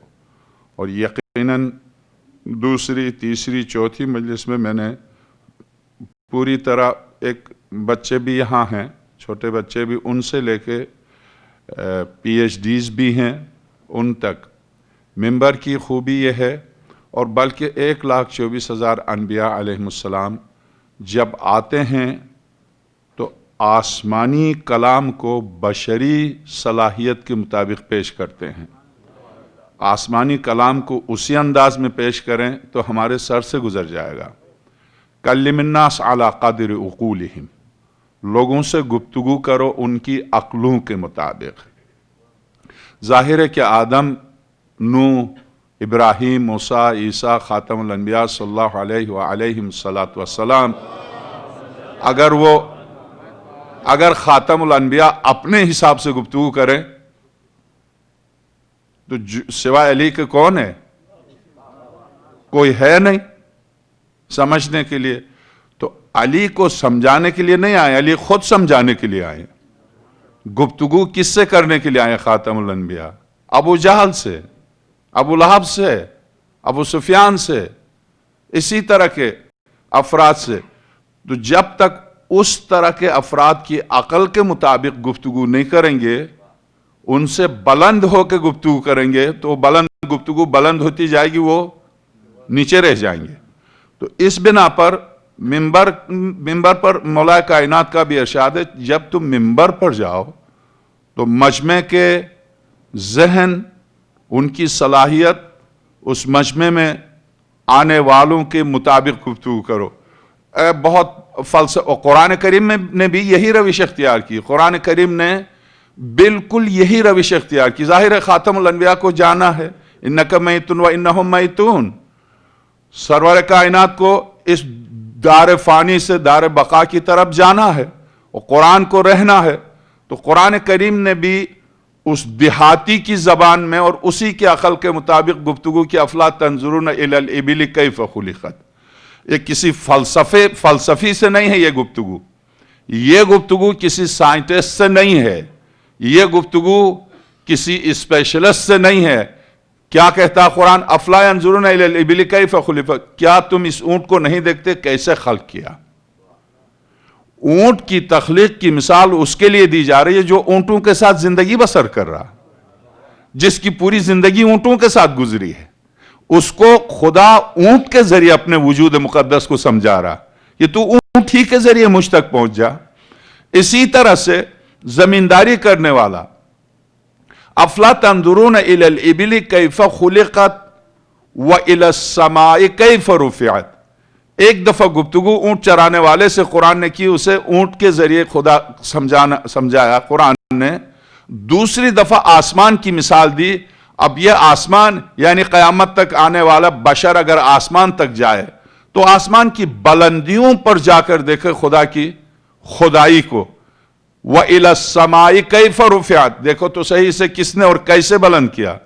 زمین کی سطح میں تحقیق کرنے والے کو مثال دی، وَإِلَى الْأَرْضِ كَيْفَ سُطِحَتْ، اس زمین کی گہرائی میں جا کے دیکھو خدا نے کس طرح سے اس کی سطح بنائی ہیں۔ وَإِلَى الْأَرْضِ كَيْفَ سُطِحَتْ، یہ توحید شناسی کے لیے جو آبیاری کرتا ہے، جو بیج بوتا ہے. سورہ واقعہ جو زمینداری کرتا ہے، بہترین مثال دی توحید شناسی کے لیے قرآن کریم نے. بہترین مثال کیا یہ جو تم بیج بوتے ہو، سورہ واقعہ جو تم زمین میں بیج بوتے ہو، یہ بتاؤ جب تم ذرا سا نرم و نازک دانہ دفن کر دیتے ہو زمین کے نیچے، تو زمین کے نیچے اس دانے کو دو حصوں میں تقسیم کر کے کس نے اس دانے کو زندگی دی؟ مردہ ہو چکا تھا. کس نے دوبارہ اسے زندگی دی؟ پھر اس سے پودا نکال کے اس کو ہدایت کی کہ آدھا جڑ کی صورت میں زمین میں جائے اور غذا تلاش کرے، آدھا تنے کی صورت میں باہر نکلے اور اوپر نکل کے پھل دے. کس نے اس دانے کو دو تقسیم کیا؟ سورہ واقعہ. کس نے تمہارے بوئے ہوئے دانے کو دو تقسیم کر کے آدھے کو جڑ بنایا اور آدھے کو تنا بنا کے باہر نکالا؟ پھر اس کے بعد قرآن کریم، یہ سوچو تو صحیح، زمین کے گپ اندھیروں کے اندر اس پودے کی جڑوں کو کون ہدایت کرتا ہے کہ تمہیں غذا کہاں ملے گی؟ خدا. تو زمین پر کام کرنے والے کو زمین اور زراعت کے ذریعے سمجھا رہا، اونٹ چرانے والے کو اونٹ کے ذریعے، سائنٹسٹ بلندیوں تک جانے والے کو بلندی کی مثال دے کر قرآن کریم یہی اعجاز ہے. ہر سطح بشر ذہنی سطح سے قرآن مخاطب ہے. اسی طرح سے سرور کائنات، اسی طرح سے مولا کائنات صلوات اللہ السلام علیہ. تو ہماری گفتگو چونکہ قرآن یا مولا کائنات یا سرور کائنات کی گفتگو کو آپ کی خدمت میں پیش کرنا، تو ایسی صورت میں پوری کوشش یہ رہی کہ نفس ایک موضوع آپ نے دیکھا، زراعت بذات، یہ دانہ جو ہے، دانہ جو زمین میں بوتے ہیں، کوئی بھی دانہ، یہ بذات خود ایک موضوع ہے. اس موضوع پر سورہ واقعہ میں پوری تفصیل ہے. جیسے میں نے عرض کیا کہ دانے دو تقسیم ہو کے ایک آدھا جڑ بن جاتا ہے، آدھا تنا بن جاتا ہے. تنا بن کر کس نے ہدایت کی کہ اس تنے کو کہاں تک جانا ہے؟ کس نے ہدایت کی کہ جڑوں کو کہاں تک جانا ہے؟ کس نے ہدایت کی گپ اندھیرے کے اندر یہاں ہم اپنی غذا تلاش کرنے کے لیے نکلے ہیں، روشنی کے باوجود اور عقل و شعور کے باوجود بے شعور جڑوں کو گپ اندھیرے میں غذا کہاں سے ملتی ہے؟ ایسی صورت میں خدا اپنے وجود مقدس کی مثال دے کر، اور پھر جو میڈیکل کا کام کرتا، کس طرح سے آج سائنسدان متحیر ہیں اس بات پر کہ انسان کی تخلیق کے مرحلے جو قرآن نے بیان کیے ہیں کہ تمہیں نطفے سے ہم نے خون میں تبدیل کیا، خون کو لوتھڑے میں تبدیل کیا، اس کو گوشت بنایا، گوشت میں ہڈیاں اگائیں، ہڈیوں کے اندر رگیں بنائیں، رگوں کے اندر ہم نے ہوا، پانی اور خون کے لیے، جریان کے لیے جگہ دی. مراحل جو جنین کی پیدائش کے جو مرحلے قرآن نے بتائے، آج تک کسی نے اس آیت پر اعتراض نہیں کیا. اس آیت پر آج تک کسی نے اعتراض نہیں کیا. جبکہ آپ یہ سمجھیں گے کسی کو کیا غرض قرآن سے؟ نہیں. جاپان میں ابھی 2-3 مہینے پہلے جاپان میں آب زمزم کو ٹیسٹ کیا گیا. آب زمزم کو ٹیسٹ کیا گیا. ایرانی ٹی وی پر باقاعدہ ٹیسٹ دکھا رہے تھے، ٹیسٹ کرتے ہوئے ٹوکیو میں. آب زمزم کو ٹیسٹ کیا گیا. دنیا کے کسی پانی سے مشابہ نہیں ہے یہ پانی، کسی پانی سے مشابہ نہیں. دیکھنے میں پانی ہے، بس میں ایک نقطہ عرض کرتا ہوں، دیکھنے میں پانی ہے، پیتے ہیں پانی ہے، اٹھاتے ہیں پانی ہے، دیکھنے میں پانی ہے. یاد رکھیے جو چیز دیکھنے میں نظر آتی ہے ضروری نہیں ہے کہ حقیقت میں بھی وہی ہو. جب زمزم کا